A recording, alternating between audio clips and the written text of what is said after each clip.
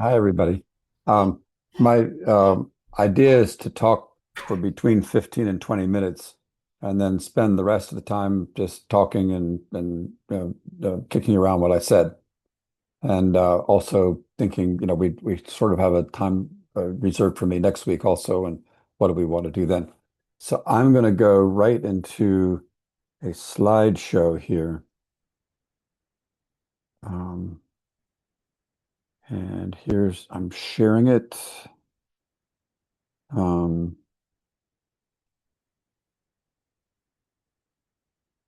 and Can everybody see this slide? Yeah, we can see it. Okay. Um, so the title of the thing is Sociocracy, doing great in whatever, however you're organized, and doing it with a oneness feeling. That's what sociocracy is all about. Um, and the question is, hello, want this thing to go. Okay. How do you do it with a oneness feeling? All right, sorry. How do you do it? You engineer power. The U.S. Constitution was an attempt to engineer power. And of course, there's all kinds of pluses and minuses of it, but uh, uh, an addition, it's a continued thinking about how do we engineer power that's got its roots in all that stuff, that a lot of history. So how do we engineer power? How do we do it? There's uh, Power is expressed in different ways, and the engineering terms here are lead, do, measure is one, and input, transformation, output is another engineering concept, and we'll share them all together in one form in a little bit later. But you lead with wise talking. Wise talking is the modern translation of the Anglo-Saxon word Wittengemut, which has the words wit and talking moot in it, and that term was the name of the leading part of the leading decision-making group that, for instance, elected Harold the Red to lead the country. And he was in leading when the Normans invaded, and of course they lost the battle for various reasons.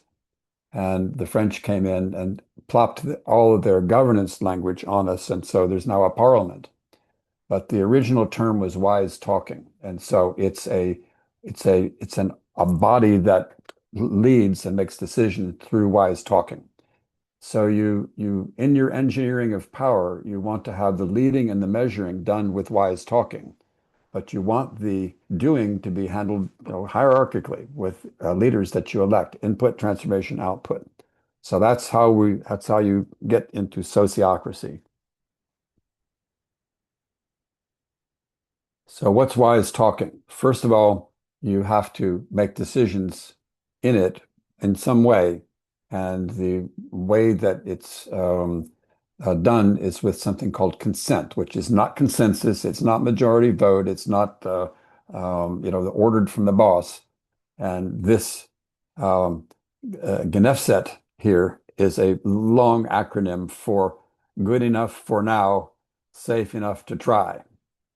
That's what consent is. Now, consent is, you got fancy definitions, and I originally learned it in Dutch, and I can say this much better in Dutch than I can in English. One of my discoveries was like that, hey, the Dutch language can do um, the particularly governmental terms better than English.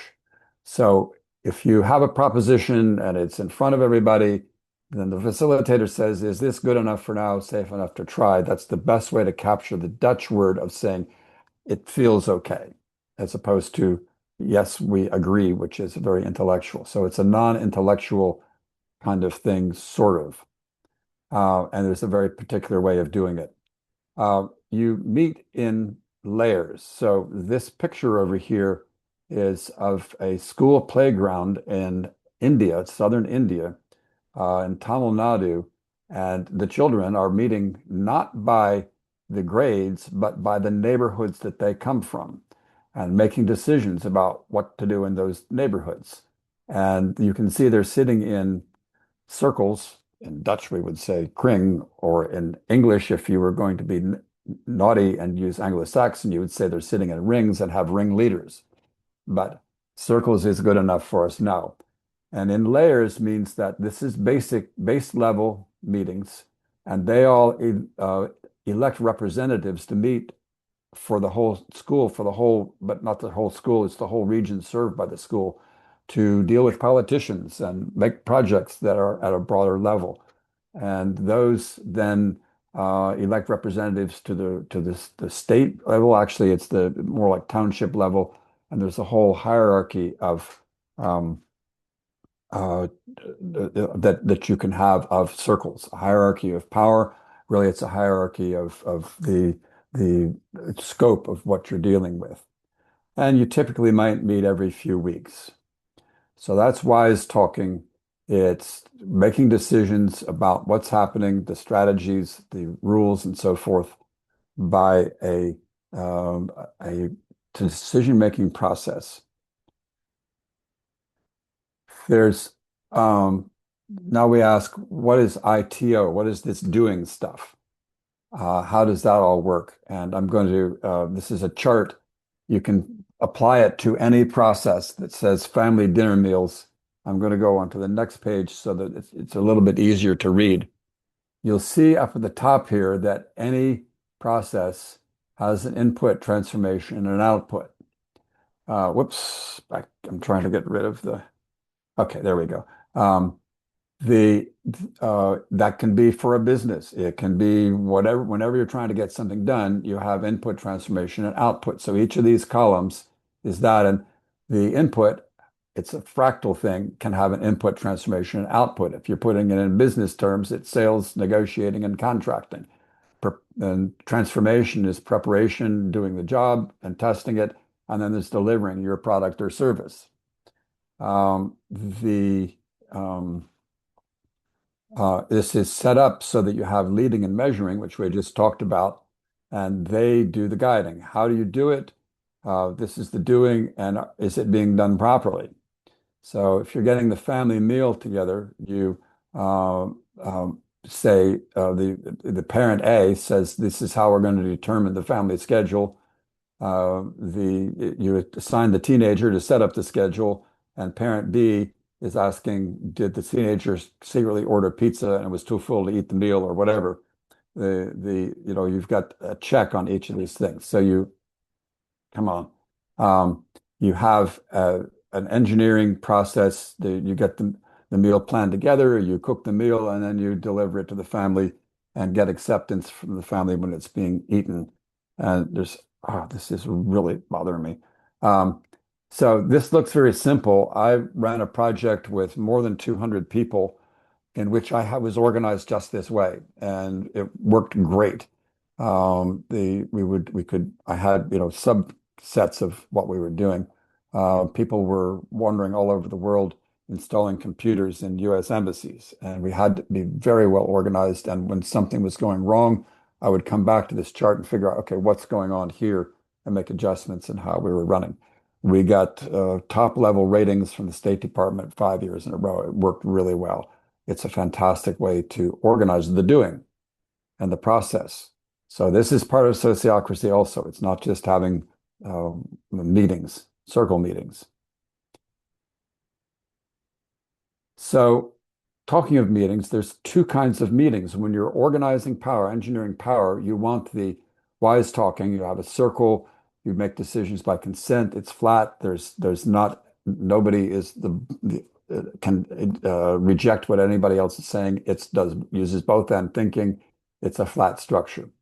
The operations, one of the things they do in this wise talking, in the circle meeting, is to elect a hierarchical leader. So the hierarchical leader then manages the doing. We had said that wise talking happens every few weeks or a month. You probably want this to happen every day. The leader checking and getting together people like, are you doing this accurately? Are you doing that well? It's a hierarchical thing. The leader makes the decisions, but they are elected by the wise talking. So you literally have a voice in who your boss is. And that works all the way up to the board of directors. If you're running sociocratically, you'll have elected representatives from the workforce on the board, in addition to people from outside and so forth. So that's and you have to have operations meetings and you have to have wise talking meetings. If you're familiar with Agile, this is a strategy for making the whole organization agile. If you're familiar with Agile, you know that it seems to work pretty well if you're doing computer work, but when you start getting the rest of the company involved, it can be a big problem. But this is how you can make the whole company agile. So the question is, does it work? Um, I decided there's many ways to talk about this. This is pretty much a slide, except for the last thing here, that was delivered by somebody who's in her 20s, early 20s, who's been leading the development of children's parliaments, like you saw that in the thing in Tamil Nadu, where they are introducing the consent decision making and sociocracy in all their schools. The uh, she cited in a speech she made in Singapore, so I just pulled her speech there.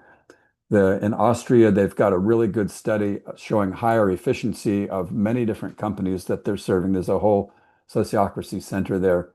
There are other studies that have showing that it improves decision making, the quality of meetings, accountability, and so forth.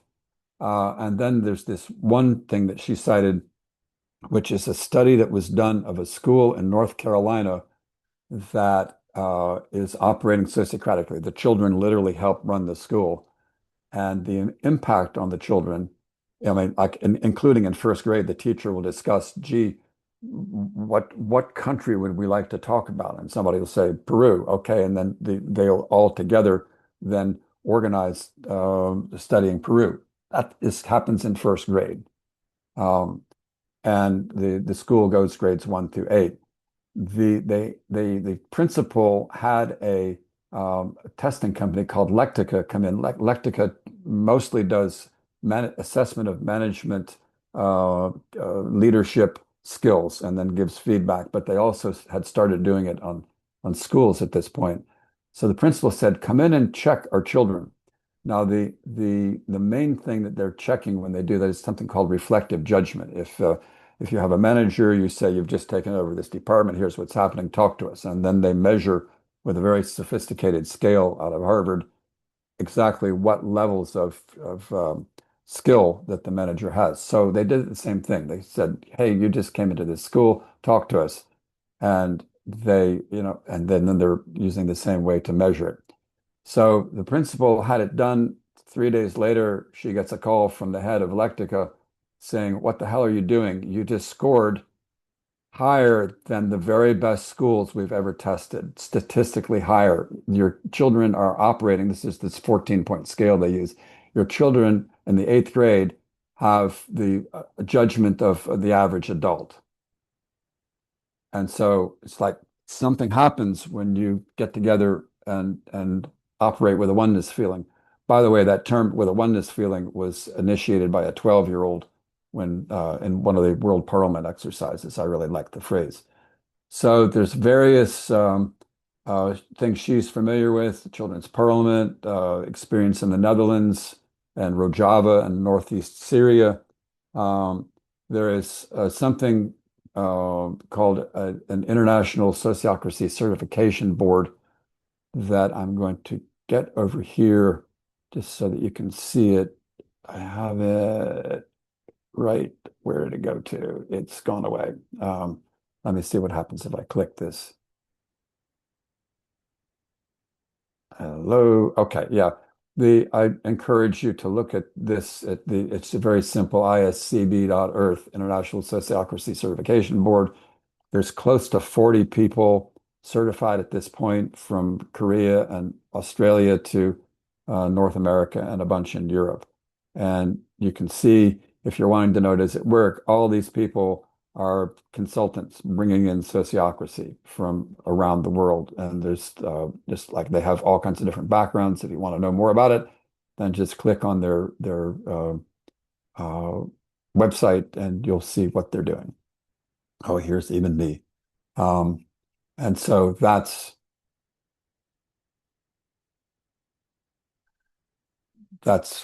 just indicators of the that this really does seem to work if it's really handled, if it's engineered well. And the engineering is sophisticated enough that we felt we have to certify people. Uh, Check out Circle Forward. We haven't talked about collective impact. It's kind of like a sophisticated form of networking. Circle Forward is like top expert in that, and have lots of good stories about the successes they've had in bringing societies together through a networking. Um, I'm about done here. I said we'd go 15 to 20 minutes. That's about where we are. I'd like to, get off the sharing here and take questions and comments about getting things done with the oneness feeling, and then talk about what do we do next week. I can talk much more about children's parliaments. I can offer you the experience of getting performance feedback using this oneness approach.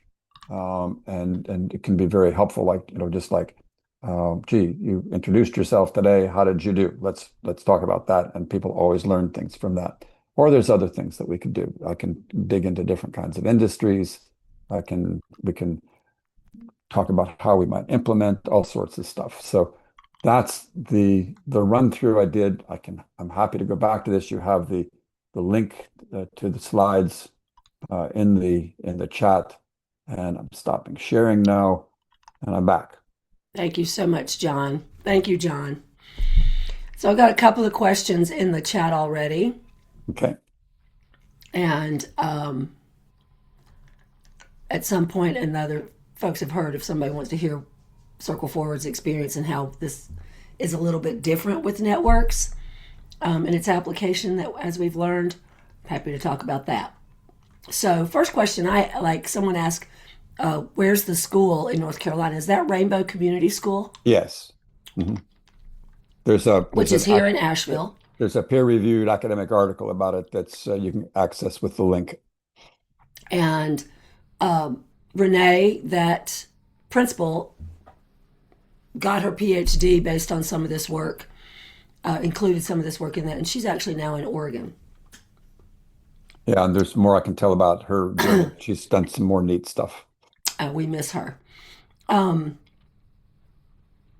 the other question that I saw Fan had is, how is the leader selected? What are criteria and process, including performance evaluation, look like? Oh, that's one thing that we could demonstrate. Electing somebody to some role would be a thing we could do. There's a very specific process, um, and I'm trying to think if I can. It's in our book. It's in the ebook. I was just going to sh pull out the slide and show it. So hang Okay. on a second. Um, Let me just pull it up real quick. It always mystified me why the election was a different procedure than the proposal. It's very specifically engineered to handle that. Let's see here. And the what? Handle the process. There's the different formats are helpful. Let's see here. While you're doing that, I'm going to give a little bit of context for it. The One of the contexts of it of leadership selection for in a consent culture, sociocracy, is first of all a process of deciding by consent, developing the role description. What is the role, and getting that as a consent decision. Who's going to be impacted by this role, and how do we do our best to get those those voices and the consent for the role itself. Then there's the process that John's going to show you for electing or selecting a person to fill that role. And then there's a performance review process that's consent based. That's also tried and true and works. I imagine there are others you could use, but why? Um, so that's sort of the background. And John, you're still looking for the slide. Yes, I'm putting in the title of it and it's running away. So hang on a minute. Okay, here it is.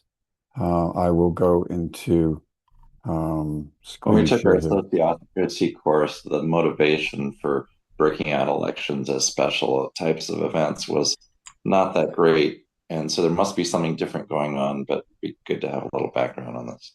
Why Okay. is it different? Why are we customizing? Okay. So the this is a summary sheet. Again, this is broken down into input, transformation, output. And this is some of the stuff that, we said we had certified people, where you uh, are just having a general conversation like how are things going in our strategy of this or in this process. You generate new ideas, organize them, and then come up with a proposal. And then this breaks down into actually another ITO type thing, clarifying questions, quick reactions, and do a consent round and celebrate. So this is 9 steps: input, transformation, output, all kinds of different guidance to facilitators as to how to work things. You're looking for consent. In the consent, you're looking for both and thinking that combines all the ideas as opposed to arguing what idea is best. This is the 2 separate meetings I talked about earlier, and what seems to work well in elections is um, uh, a condensed input, transformation, output process. You have to start out with the role. The aim of your organization is very clear. You need to say, what is the role, the job description, if you want, and that may be even a separate process to come up with that. And then there, it seems to work best with everybody if there is a private set of proposals. So here, everybody's just tossing out ideas, but the somebody taking on a role is so sensitive that it works best if you submit, we call them ballots, where you write down your name, the name of the candidate that you are coming up with, and then doing a round where you go to each person. If it's in person, you select, you just take these pieces of paper together if you're the facilitator, or otherwise you have private messages that come into you. The facilitator says, all right, Susie, you proposed George. Why? And you talk about George, and George, you wait to get to George. It can be George nominated George. You can nominate yourself or not. You do not ask for volunteers because it's very hard if somebody volunteers and you really don't want them to say, no, we don't want you. So this, rather than going through this process of proposal shaping where everything is out on the table, you want there to be some independent judgments so that like people are not listening to the boss. The boss said Mary or John, and we don't want to piss the boss off. Everybody's afraid of that because it's, you're still transforming cultures where you're not afraid of that. Um, and so this keeps you from just following what somebody else said, but makes you make a proposal beforehand. When you hear all that, then the facilitator says, okay, having heard all this, do we want to have changes? And then is a time where you can say, well, I like the arguments for John, but I'm really convinced that Charlie would do better because of those arguments. It very often happens that there's a kind of uh, confluence of opinions, and it's very obvious that we want it to be Charlie, in which case the facilitator would skip open discussion and go right to consent round. I propose it's Charlie. You go around, the last person you ask is Charlie. Um, and it can often also be that there's kind of ambiguity that's come up, and you may need to have some open discussion. If there's 2 or 3 people nominated, you might ask them to talk about, who it ought to be. And there's all kinds of unpredictable things that come out of that. And there's some very specific things regarding elections. Don't elect for an unlimited term. Don't ask for volunteers. Don't ask who's interested in that, because very often somebody would think, I'm not interested in this. And half the room then says, but we want you to do it. They're like, oh. And so that opens that possibility by not asking who's interested. You don't look for the perfect candidate. And so like you're not arguing about that. You're saying, do we feel okay with this person leading? Oh, they're weak in this. Well, all right, we need to have somebody work with them on that aspect of the job. And it's unpredictable as to what will come out. And unlike this general process, which probably doesn't have a lot of personal identification and feelings in it, this can get um, you need to have the structure that supports warm, supportive dialogue. Does that answer your question as to why you need a separate process for the election? Yes, it does. There are more people's sensitivities involved. Right. That is helpful. Thank you. I did have It's a it's question. also a nourishing process. I'm going to say it's like a nourishing process I've experienced. People often are, it helps people who are being nominated to know they often are surprised that they're nominated, hadn't thought of themselves as a good person for the role. It's helpful to hear other people's perspectives on your skills and talents. And it also allows those people nominated to say what kind of supports they would need in order to consent to the nomination. Uh, I'm done. Go ahead, Brian.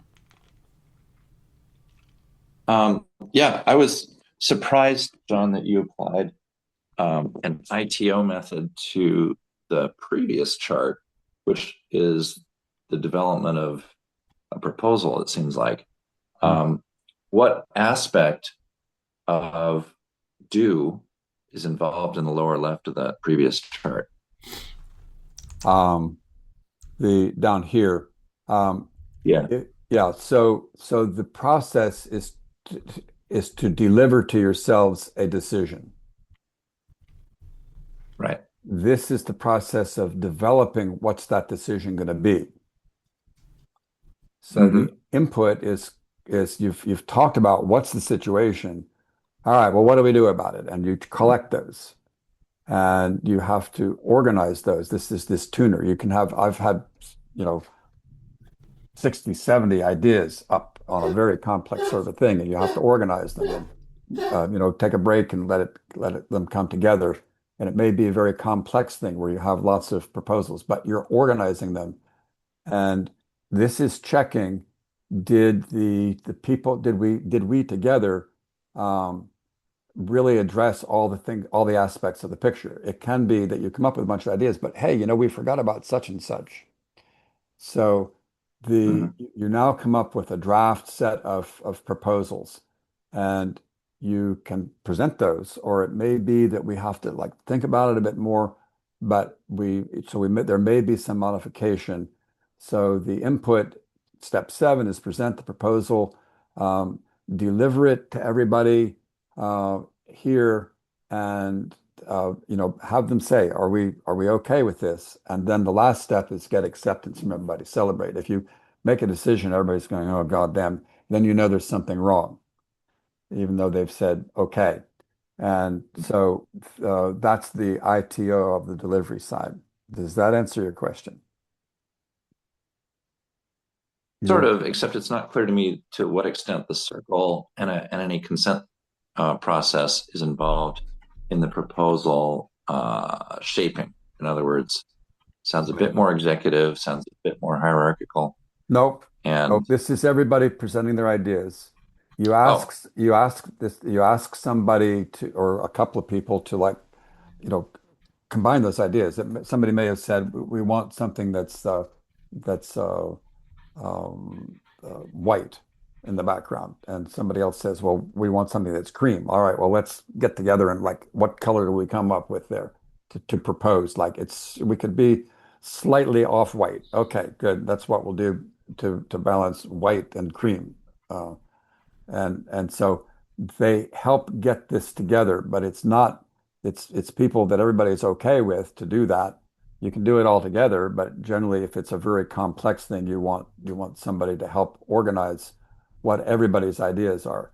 And then Okay. everybody consents to the fact that the tuners did their job. They addressed everything that was here, or I'm sorry, everything that was put together, and that the issues were addressed by the proposal. So you're checking, did we together address all the things that we see in the picture? So there's a consent here. Is the list complete enough? Yes. Did we come up with ideas that address that list? Yes. And then are we happy with the proposal that came out? Yes. So there's no Okay. objection. I guess I what want I to. was confusing to me was just the previous slide where you had wise talking in the top left, Mhm. do in the bottom left, and then wise talking again on the right. But maybe that mapping's not complete. The, what we're talking about here, this whole thing and this whole thing are things you do in a circle meeting, a wise talking format. Okay. Thank you. The only thing that, and this is a circle meeting format. You have an opening round where everybody's, bringing themselves in, administrative matters. Here is the doing side. It's a typical, staff meeting type of a Right. thing. And, it's like the leader opens informally and a positive note gets everybody going. We're not trying to do an opening round and then says, all right, George, how are you coming on such and such? And you have your action list and a status report. And the leader says, Mary, help Susie get her thing done, put a hold on what you're doing and move over and get her done. Boom, done. And if that can vary all over the place. Like if you truly are doing an agile where you're having a stand-up meeting, you may not have that role where somebody is giving that kind of direction. It may be that the group does it. So there's a lot of modifications on it, but it is focused on what we're doing. Okay. And And just So for clarity, the bottom left of the preceding slide is not equivalent to the right side of the slide you're on right now. okay, when you say this slide right here, I'm not sure which slide you're referring to. You're talking about Okay. this slide? The bottom left, what was it called? Proposal shaping Yeah. is not considered to be an operational meeting. No, no. no, Okay. Thank you. this is all around the process of how do we come up with our strategy, our policies, and all that kind of thing. Yeah. You'd use the words do and hierarchy in the proposal shaping. That threw me off a bit, but thank you. Okay. So I want to just say that this also, what Brian's asking also to me brings up the importance of the role of the facilitator, which is Yeah. also an elected role in a sociocratic circle. And it's a powerful role. It's a role, if you have a bluegrass band, you don't want to take turns playing the banjo. You want the person who's skilled at banjo playing to play. But if the mandolin player was learning banjo, then there might be opportunities for, that person to practice that are, in that professional development way.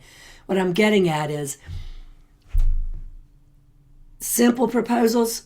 The facilitator may do a synthesizing of the ideas that are generated in the picture forming. Or the facilitator may be drawing out from the different members of the circle what's important to you about that. Because, cream or white on a background could just be an argument of preferences. But if the so what's important to you about this cream background, John? Well, I just find that people it's harder to read, and a cream color background is so more people will read this whatever. So you want to so the facilitator is in that role of drawing out the deeper needs of anybody's particular ideas and what they're really needing, because often then that synthesis happens. So I just want to say that and it's fractal, right? So you're going to elect your facilitator using the election process. That's going to be a consent role with feedback and with term limit too. So that's what I had to say about that. I see David's hand.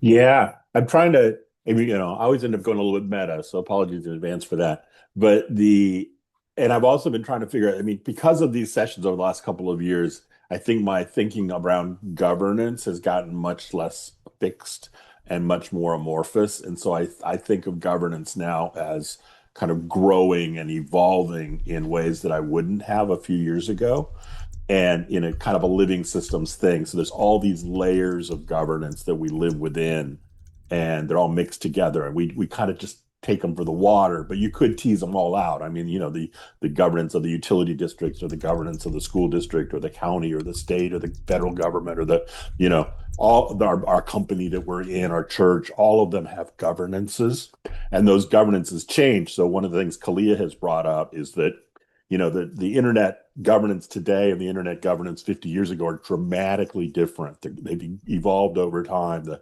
structure has increased. The rules have increased. The data has increased, and so you don't want to start a new thing with an advanced governance, right? It's one of my theories, right? Right. You have to start new things with little governance, and they can grow. I'm struck that the sociocracy framing, I'm going to call it, is a scarcity-based framing.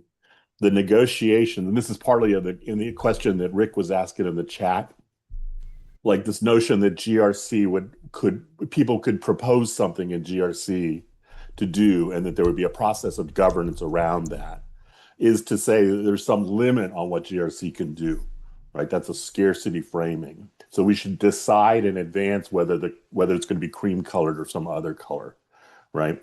In an abundant framing, you would say do both, right? And so I'm wondering what your reaction is to that, kind of, John. It Yeah. feels to me like sociocracy is in some sense to limit things so that we can go together, whereas like in an internet framing, the answer would be do all of it, and some things will not be used. But both and thinking, which is what you need for consent decision making, says look for a way in which the needs of both people are accommodated. So I want cream because of this, I want white because of that. Well, off-white will kind of meets the needs of both people. And so that's good enough for now. And that's so that Or the was, needs of none of the people. if it meets the needs of none of the people, then they'll all object and you have to try it again. So It doesn't offend any of them, but it doesn't achieve, right? This is the halfway there, versus no, you don't want halfway, you want your needs met.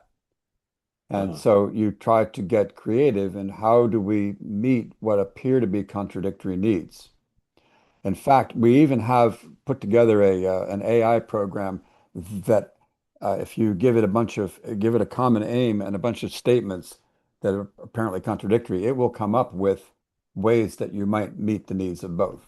And this is the important part, David, that I want to say, because it's not this, what you're, I may be wrong, but the limitation, the constraints that I think you may be sensing as a scarcity mindset is instead a clarity of purpose.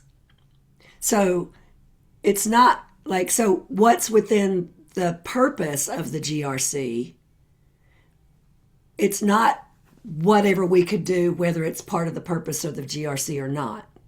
So the container is purpose, shared purpose.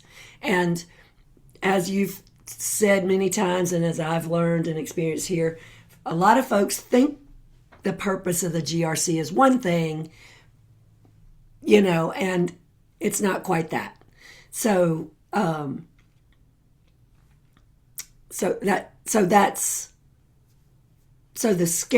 but there may be limitations. What is our budget?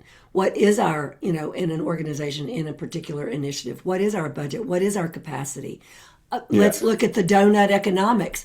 What is our capacity? Both, what is our purpose? I wouldn't argue that there are no constraints. I'm just trying to get my head around where is sociocracy kind of where is it fitting best? Where is it doing in the process? And again, my contrary, a lot of my thought has come out of how did we build the internet, Yeah. right? Because we did something with the internet; it exists, and I would argue there wasn't a lot of this consensus building around there. Maybe that's not fair. There was a ton of this consensus building around it, but it wasn't always consensus building. It was very often an individual trying something. So there's a lean, agile approach in here, I think, like Yeah. try it and see if it works kind of thing. And I Mhm. don't know if that's inherently a part of sociocracy or not, Yes. or if it's like an Yes. additional, again, the governance is this complicated web of things, right? You're doing a bunch of different things, you're not doing one thing. So I just want, does that, yeah, maybe that's it. Does lean agile fit in here, John? The agile approach has many shares many elements with sociocracy. It's the challenge with agile is that is to get it to be company wide, and so the I even have a book called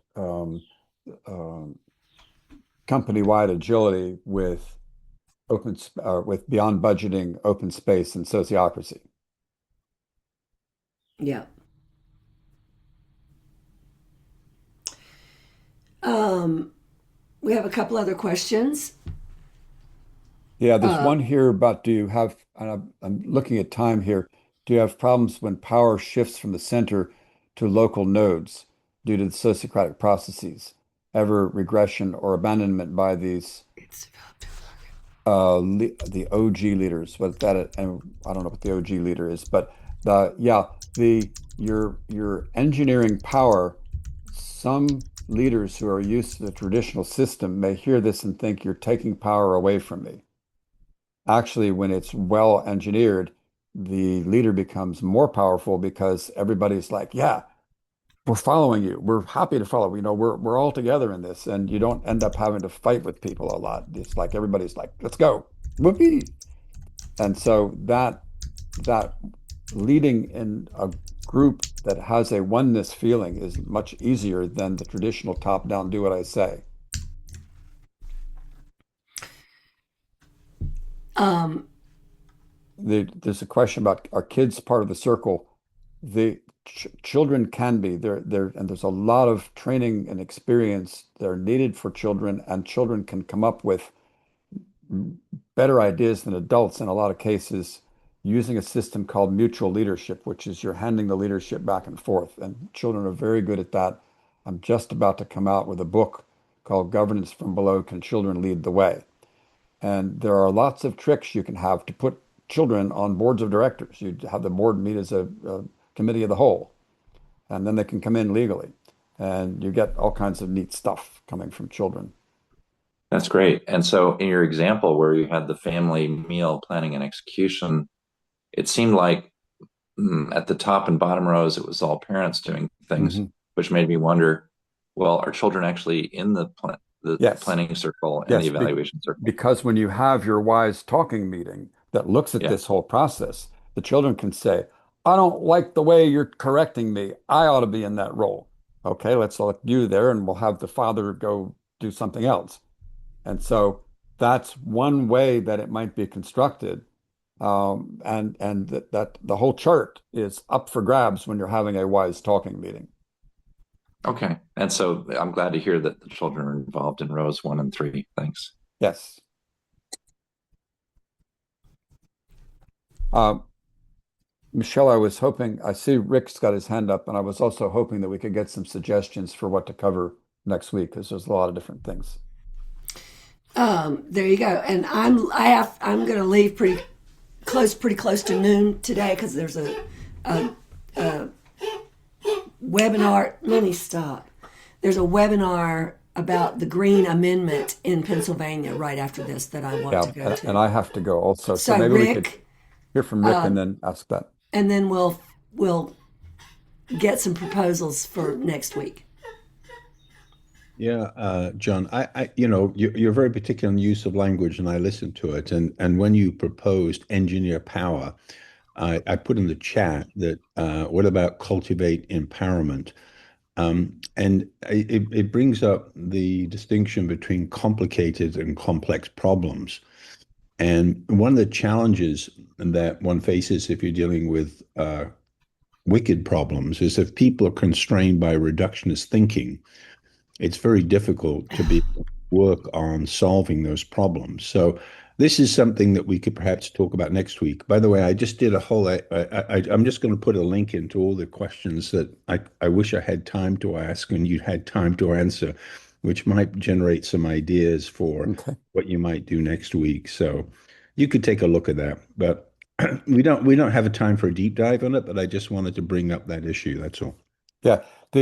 In the process that I outlined, the it brings in the complexity and even chaos concerns and self organizing in particularly in that process of looking at the what's our situation, which can be as complex as you want, and then the question, all right, what the hell do we do about it?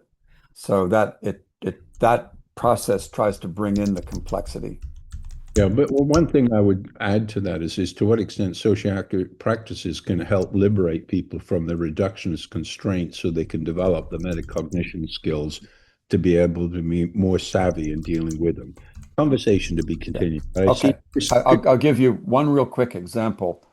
When the Quakers back in the 1600s decided that men and women were equal and that they ought to be in the business meetings that they had once a month, the women were acculturated to not say anything in front of men. So they came up with a system where they would have business meetings with the women on one side of a wall and the men on the other, and they'd hand notes back and forth. And that went on for close to 100 years, at which point women finally said, the hell with that. We're going to, run our opinion in front of you. So it took that long for the culture to shift to enable people to really be able to speak as equals. And you're dealing with the same kind of thing whenever you bring in sociocracy, is people are used to being afraid of the boss, of shutting up, of all that kind of stuff that makes it difficult for people to really get together and handle the craziness of complexity. So that's one of the things that we're dealing with. Like, the election process, when people are really comfortable with each other, you don't have to go through all that, writing things on a piece of paper and everything. People just jump in and you can move even more quickly. But it's a cultural process. The one thing we could do would be to demonstrate performance reviews, performance feedback, and you can see how you can actually get a very warm feeling out of it as opposed to like, oh, blah, blah, blah. And so there's a lot of cultural shifting to do on this. We're still okay. We're still doing pretty good. Okay. Christiana. Oh, Oh, and, wait, and we just still to need. conclude with Rick, if you could make sure I see your questions, Rick, copy them or I'll get them and try to look at them. That'd I'll be get great. the. I'll be putting the text chat. I'll be making that available. Christina has her hand up. Yep. Sorry, because I did join a little bit late. Where, at what link can I see the previous? Is it recorded? Can I see it? Because I really am interested in contacting you. Okay. Yeah, Possible, David? I will put my email address in here and I will also try to put the link to the slides that I used. There'll be a recording, Christiana. We have this recorded. We're recording. Oh, it. thank you. Thank you. Yes. Just remember me because I'm very interested in taking this further with you. Okay. Are you able to get into the Slack for the GRC Slack? I don't have Slack in my computer, but I will ask David to help me. Great. And we will and we'll make this available to you. Excellent. Thank you. Yeah, thank you. Okay. What if you want to put it in the chat? That's fine. What you've heard. What about? And of course, we can bring John back again at another point. I believe I can talk him into it. I'm scheduled to come back next week. And so next week he's coming, right? So what do we want to focus on next week? He's writing a book about the children's parliaments. He's any of these other topics that have come up. How does this look with, how does this match with complexity? Does this, David had a great question about does this stifle creativity? Brian, I think Rick, your hand is still up, so I'm going to go on to Brian. I have a crazy idea, and that is let's actually do an election or have a proposal or resolution, and maybe John can facilitate it. Learn by example. Yeah. And if I can do that, Yeah, next time. it would be great to have a role that we're electing for, so that's Sure. if you can send that to us. You have my email address there, or to Michelle, but that would save time if we had something that made sense. Jocelyn, I see your hand, but I saw Fred's proposal. I'm sorry, I'm hurrying us up. I don't mean to go over you, but I saw Fred's hand first. I just want to give him that chance if it's still, and you're muted. I don't see Fred on. Peace Foundation is Fred. Oh. I can't hear you, Fred. You're muted, Fred. Fred, you're muted. Maybe we go on to Jocelyn, come back to Fred. Yeah, we're going to go on to Jocelyn, and then when you if you can turn your audio on, Fred, we can get you in. Go ahead, Jocelyn. Hi, John. I'm very interested in that the processes of power sharing with leaders. I participate in a lot of co-production processes with multi-agencies where I live. And I am experiencing that type of situation where some of the leaders are actually happy to share and enter the process, and then there's a lot of resistance of thinking I'm losing my job or my position. No? So I would like to explore more of that, because I'm currently dealing with that. I'm currently doing that type of work, and I will try to dedicate time to look at the slides when I can, because as you see, I'm a mom as well. But I would like to go more into that, because the power sharing in co-production process, and how this type of regenerative governance, which I've been bringing the slides from Michelle, I've been bringing all of that with me in my own work there, co-chairing in governance for family information services, but now we're working in a rollout of a wider program with the neighborhoods. And I would be very interested, because I have the voice of more leaders, of the ears of more leaders getting on board with this. Right. I'm just interrupting you. Sorry, because I'm looking at time. You in the chat is my email address. Send me a note, and because the question of power and those who hold it is highly complex. And there's a, you saw that we had 30 or 40, or I guess 40 people now certified. One of the things that they spend the most time studying is how to deal with leaders. Yeah. So it's not a simple answer.